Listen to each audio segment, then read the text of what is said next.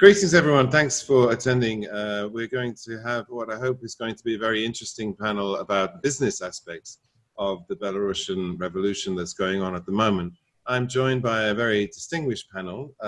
We have here Torsten Merkel, who is the CEO of Pure Energy Intelligence. It specializes in renewable energy in the CIS. He's actually based in Minsk.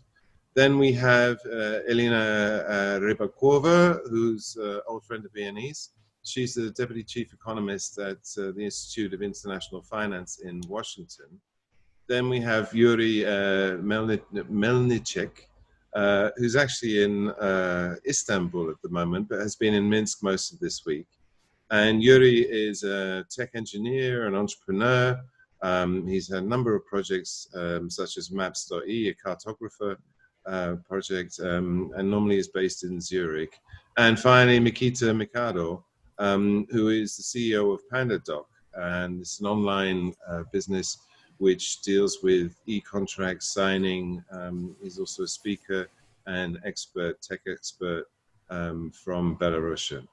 So, guys, I thought quickly we'd update on the situation. The thing with this Belarusian story is it's been moving incredibly fast. We're now into the 5th day.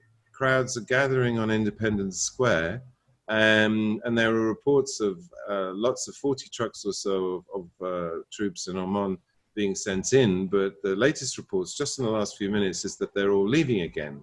And there does seem to have been a change in just the last 24 hours, that the crowd seems to have the upper hand, that there are reports of policemen putting down their shields and changing sides.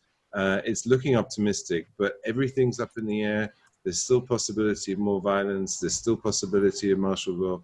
Torsten, you were saying before that you've just been down there, that it's not far from your house. What's the mood like on the street? Do you think people are still scared, or do you think that they believe that they're winning? Yes, that's correct. I actually took just a stroll to the Lenin Square, which is where you have the government, the seat of the Belarusian government, and what I've seen there were tens of thousands of people. They were very brave. They were sort of very enthusiastic. It felt like in this moment, like as history has been written. When I then went back, I've seen also families with young kids. They were not afraid of actually going there. So yes, there's probably a feeling that maybe the people have the upper hand already, but at the same time, also I've seen on my way back home, 40 of those you've just mentioned, that those are heavy armored vehicles, and of course that is very disturbing. On the one hand, you have like the citizens of Minsk coming together, as I said, with small kids and lots of young people.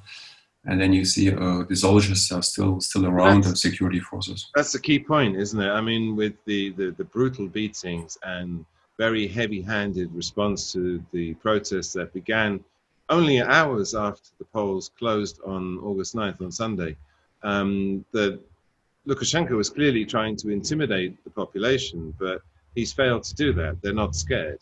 Isn't that the key takeout? Absolutely. If I just also continue this one,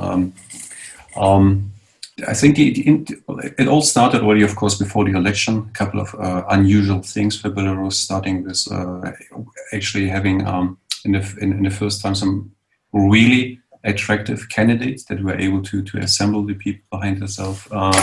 Then when those candidates were put to prison, you had another interesting turn. As you all know, three beautiful women actually taking the lead and continuing the race. And then in the gear up to the elections, we had lots of people on the ground that were in terms of grassroots movements involved and actually are trying to monitor the elections, helping with that. And the turnout in the elections was phenomenal. I think more than 80%. And then the interesting thing is that the crackdown that happened on Sunday evening, that was actually resisted. And even more interesting, the next day, Monday evening, people still went out and they were not afraid.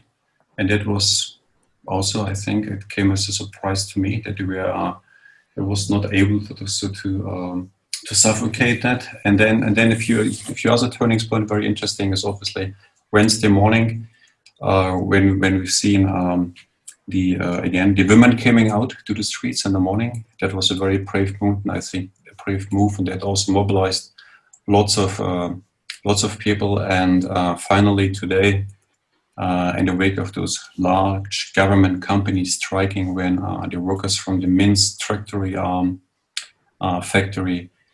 5,000 workers or so, when they actually marched to the Lenin Square, and they were joined by all the people, that I think. So there was quite a lead up, and today with the workers in, it seems that the overwhelming majority of the population is actually on the streets. Yeah, no, I think the strikes mark a change, a step up, in so much as the opposition tried to call a general strike on Tuesday, and it failed. I mean, a few workers came out, they got arrested, but it was only yesterday that suddenly there was this bushfire of strikes at all of the major plants. We want to not focus too much on the politics of it, and look more at the business. But before we go into that, the strikes themselves sort of threaten the economy, which has already been hammered by the COVID crisis, and in the context of Russians removing its energy subsidies. So the economy is having a really hard time. Before we dive into the specifics of the business, Elina, could you give us a brief update of what the state of the Belarusian economy is? I mean, it's been suffering, it's not doing so well. How bad is the crisis hitting it? Well, I think it's a structural issue, and it's the same structural issues we have seen over the last 20 years, pretty much. And we have seen these waves that reliance on Russian oil subsidy and threat of removal of that subsidy is provoking a very sharp reaction in the economy. And over time, we have seen it a few times over the last 10, 15 years, but you haven't seen the authorities adjusting to that reality, that, you know, the Russian authorities can keep on pulling on that string and provoking a reaction. So the latest slowdown already happened before the shock of COVID, and of course before the recently disputed elections. So the Russian oil tax maneuver, for those who maybe not follow, they're removing the oil taxation, which is complicated, extraction and oil export duty, to just a unified tax, which is mostly on extraction. How does it affect Belarus? Belarus passes on, refines some of the oil it gets. It gets a subsidized rate from our Russian oil, and also it gets some of the money transfer from the Russian budget for the exports that they do. Well, that's going to go disappear by 2024, I believe, and it's going to have a very significant effect on the economy. On the balance of payments, it can be as much as 4 percentage points when it's removed. So the balance of payments is losing about 4 percentage points. On the fiscal side, it can also be 2-3 percentage points of GDP if that is fully removed. And I think the authorities might have been a bit too blasé about what that means for the economy. So this is the first one, is this sort of Russian oil subsidy. And the second one, SOE enterprises. And I'm sure, Ben, you will talk, and my colleagues will talk more about this sort of the lively, more private sector, and actually still some manufacturing in Belarus. But it is a long-standing belief that SOEs tend to be less efficient. You know, they are drained on also fiscal resources, and they cannot be a backbone of the economy for the long run. And this is almost one of the last leftovers of some of the Soviet outposts in terms of the structure of the economy, the heavy reliance on the SOEs. Yeah, I mean, this is actually one of Lukashenko's strengths that's kept in place for so long, because you put a cash value on it. I mean, I've seen an estimate that Russia's given Belarus something on the order of $100 billion in subsidies, and this tax maneuver they're talking about now is going to cost $3 billion a year. But because of that, he's been able to run this sort of neo-Soviet system with healthcare, with the sanatoria, with all the things that the Soviet Union used to offer. And that's been incredibly popular with the working class, with the blue-collar workers, you know, because they were sheltered from a lot of the shocks. And now that's going away. But the damage to the economy that's going to go forwards for example, the bonds. I mean, Belarus is actually fairly well managed finances, but the bonds were actually trading up at the start of the week and have started to sell off. I mean, is this an early sign of the economic impact that's going to happen because of this revolution?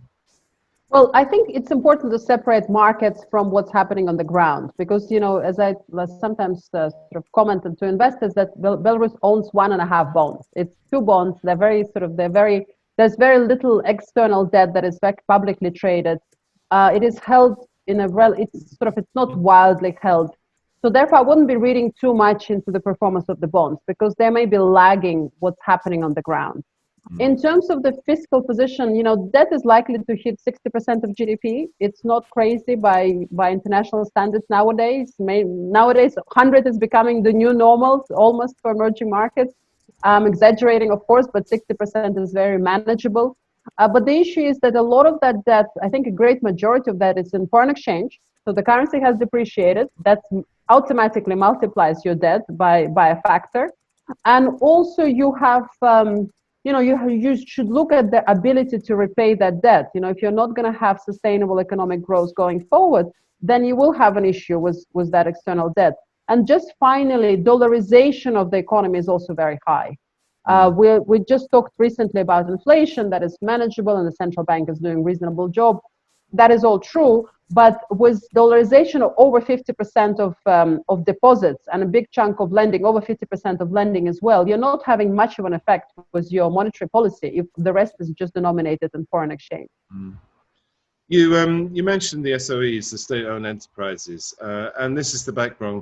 I mean, one of the, I think, not widely acknowledged facts about Belarus is that it's actually a functioning economy with a strong manufacturing base, and that it has strong exports. It produces these not high quality, not high tech products, but things like the Minsk tractor, the Minsk fridge, heavy duty mining equipment. It also has significant metallurgical industry, and of course potash fertilizers is a big export. I read somewhere that the entire herring catch that the Belarusians have is sold to Ireland. And this is underpinning the economy in so much as it has real income in the balance of payments. But now we've seen all of these companies come out and strike, which is why these strikes are so significant, because it's going to gut the revenue from the state. I mean, they can't sustain this. But throwing the question open to everyone, I mean, what is the business environment like? Because the thing with all of these companies is they're all massive state-owned Soviet-era throwback way of organizing your economy. But is there a real business environment? Are those companies like investing, modernizing? You know, to what extent? Because they are successful products. To what extent does Belarus have a real working economy where it produces things? Ben, let me maybe comment on the thing that the strikes impact the revenue stream of the Belarusian economy a lot. There are certain parts of the Belarusian economy that are extremely efficient and very profitable. Tech sector is one of them. It's been working extremely well, and in 2019 produced over $2 billion of money coming in the country from all around the world. And that's just across about 60,000 employees. Keeps growing, keeps doubling year over year. And that's a part of the economy that's doing really, really well. Yeah, there are parts that are not, but there are that are doing really well, and that are now in danger. And most of the companies in High Tech Park are thinking about a relocation if the regime wins.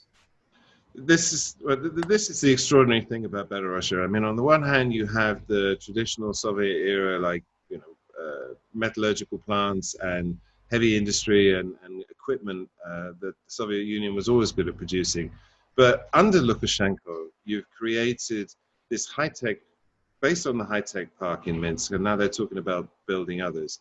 There's something like just short of 300 companies in there. and software engineers, and they're selling 90% of their output to the US, to European Union, but also East, and all the banks in Moscow use software developed and maintained in Minsk. How did this happen? How did Lukashenko bring about this vibrant? I mean, it's also beating Romania and Ukraine rivals in this IT, this software engineering. Right. How did it come about that this thing? The quick answer is they didn't. What happened is that Belarus has no oil. Belarus doesn't have much, let's put it that way, natural resources, and therefore, if you're an educated person, you don't have a lot of opportunity outside tech, which was the main reason tech actually happened in Belarus. At some point, the government looked at what's happening with software outsourcing companies that were flourishing in Belarus, and that they used all those weird financial schemes to pay their people, and decided that they can't really control it, they can't do anything about it. So instead of controlling it, why don't we just try to legalize it and allow these people to spend money in the country legally on all the goods and services that we control anyways. So that's what happened. They didn't that was a very smart decision not to slaughter this industry, not to put people in jail that created all those companies. At least not put all of them in jail. And that really worked, because you have a lot of smart, educated, eager people, eager to work hard. And you have really nothing else. And what's the business environment like? Because, I mean, Belarus is famously sort of Soviet-run and lots of bureaucracy and paperwork and stuff. Yeah, that really depends on whether you're part of what's called high-tech park, which is where the amount of paperwork is minimized. There's still some, it's not great, to say the least, but it's bearable. And there's the rest of Belarusian economy where it's just bad, slow, inefficient, bad. So for those within the high-tech park, we enjoy as of recent, we enjoy English law. We enjoy a lot of simplification. We enjoy a very, very favorable tax treatment. Outside of that, it's very rough. So it's effectively a special economic zone. It is.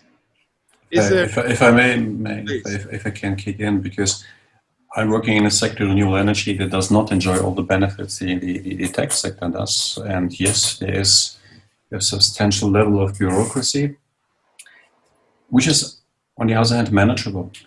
You just hire an accountant to taking care of all this incredible amount of paperwork. The experience I had working in Belarus since 10 years now is, and especially in difference to Ukraine, where we also work, I found once you have a deal with the authorities, say an investment agreement or so, even so you don't really have formally rule of law, they actually quite stick, and you have very reliable sort of framework to operate in. That's what I found.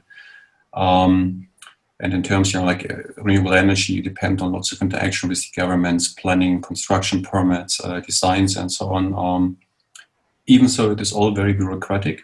It is reliable, and almost to the point that it works as a clockwork. If they say they have sort of 20 days time to give you an opinion on that construction permit, they will do so. They will stick to that, and that's really different also to Ukraine. And people you work with in the authorities, say in the energy sector, they are definitely they are well educated. They know their stuff. They may potentially be a bit outdated in terms of say the latest technological trends, but they are at least really energy specialists. So from that point of view, It was actually a robust environment. It has been so far. The problems that we've seen was obviously access to capital, the reputation of Belarus as an investment destination to almost non-existent, I think, on the map of capital markets. And that also means that, of course, raising capital for infrastructure projects in Belarus, that's quite... It's making progress as well, isn't it? I was, when Belarus did its first international roadshow, it was actually November 2008. And BNE was, I think, at the time, the only publication that was actually following the economy.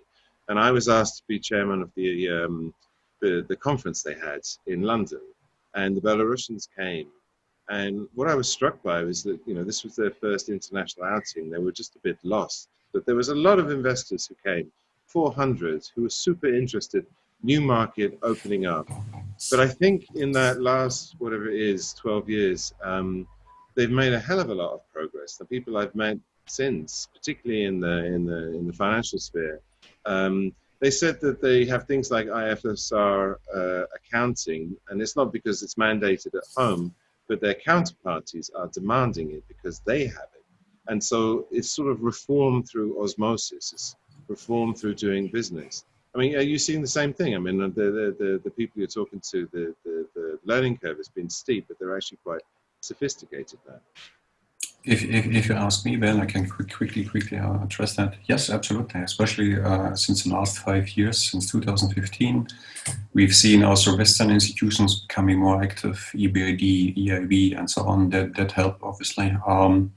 We've also seen that on the macroeconomic level, a different policy approach has commenced 5 years ago with the Ministry of Finance and National Bank actually are producing very successful or implementing very successful policies, the raising of the Eurobonds as an example. So yes, positive.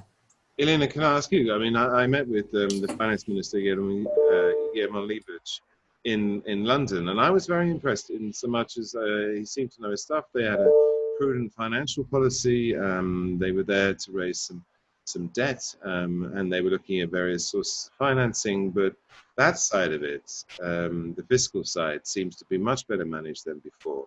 And they're left to their own devices, as far as I can see. Well, exactly. I probably have similar experience of working from 2008 onwards. I have to say only there's one disappointment that you meet some of this, it's not lack of capacity. You meet extremely intelligent people who know what they're doing. They've done training outside. They know exactly, as you say, FRS, how to do the best possible monetary policy or fiscal management. But a lot of them leave. So over this 15 years, you establish a connection and you find someone, oh, this deputy minister is very strong, or this head of the department is very strong, and then they disappear. So at some point, a lot of these people also get disillusioned that the change maybe doesn't happen as much, and you can help advance the structure, you know, can help advance the form, but the substance remains the same, that you need to also make progress in the underlying economy. And I think that's where some of the investors lost interest over the last couple of years and hope. And that's why maybe these recent changes will come as a surprise, because we stopped monitoring it as closely as we used to. There was this waves of hope before, and they didn't go anywhere. And yes, in terms of the capacity, education, you know, it's extremely strong economy. But you notice in terms of relationship with IFIs, they have requested support from the IMF, the RFI, this sort of the response to COVID borrowing. And that was confirmed sometime in March, I think. We still haven't heard anything about that. To me, it's an indication that they haven't reached an agreement. That means on the macroeconomic policy, the current management team of Belarus is not capable of reaching an agreement on a extremely conditionality light program with the IMF, which is COVID program. Well, Lukashenko has always been very anti-IMF. He refuses to go cap in hand, and he only starts talking to them when he's really desperate. But in a way, that's one of the exciting things about this revolution, because if there is a change, then there could be significant changes with things like IMF. I mean, you three guys are from the tech sector, and there was a letter signed by, as I understand it, all the CEOs of the top tech companies saying look, we operate in an environment where we need freedom and openness and cooperation, and living in a society which is repressive and arresting people, we can't operate, and we will leave and take our companies out of Belarus and go to next door, Poland, the Baltics, wherever. Isn't this a fork in the road in so much as if Lukashenko changes? Isn't this going to be a disaster, particularly for your new economy sectors? Yuri, what do you think? Would you take your business out of Minsk? Would you go somewhere else? Well, I'm not running operationally any business in Minsk, but I've invested in several ones. And our position as investors is that it's up to CEOs of the companies to decide whether they want to take their businesses out of Minsk or not. And what I commonly can step hear in for Yuri, if you like. I'm Sure. not gonna. If we win, we'll continue to actively hire people in Belarus. It will remain our home base, and we'll be doubling our headcount year over year for sure. We're at about 250 people in Minsk now, and we've been successfully raising money. The business is in a fantastic shape, and we're going to continue to grow and expand in Belarus. Belarus is an amazing place for tech talent, amazing place. It could be, I mean, frankly, it could be the best place in the world for engineering talent, for technical talent. I mean, now even the salespeople that we hire in Belarus, they perform phenomenally well. And that's all due to the fact that people work hard and people are willing to learn because there are not a lot of opportunities, and hopefully that's going to change. Why isn't it more famous then? I mean, I know about the tech sector. Oh, it's very famous. Isn't it? I mean, within tech world, yeah. Extremely famous. I mean, whoever I talk to, oh yeah, I work with developers from Belarus. Whoever I talk to in Silicon Valley, they all have. I mean, it's a well-known spot for software engineering. If I can extend the question though, if there is a change of regime, more liberal regime, isn't Belarus going to be one of the best investment stories in Europe? It's got all that catch-up growth ahead of it. I think it has a ton of potential. It has a ton of potential, and as long as the investment environment is proper, as long as the country remains friendly with European Union and Russia, Belarus can flourish with access of. That's a key question too, because again, if you read the press, everyone's saying, "Oh, Putin's going to march in. He wants a weak Lukashenko. He wants to keep him there." But the Belarusian people, I understand, they want to have a balanced relationship with both East and West. Yeah, we want to have a balanced relationship with both East and the West. And we don't know what Putin wants, okay? Like, we don't really know. We can guess, but we don't know. What we know for sure is that majority of people in Belarus want to be friends with the East and the West. And Yuri and Torsten. So let me agree and disagree with Mikita. I do agree that Belarus was an amazing place, mostly because of the low economical situation in different areas. And the average salary in Belarus is less than $500, and the average salary in the IT sector is at least 3 times higher, maybe 4 times higher. So for young people, IT in Belarus was seen as a social lift. Like when they decide what to do after they finish their school. Like for most of them, IT industry was seen as a social lift.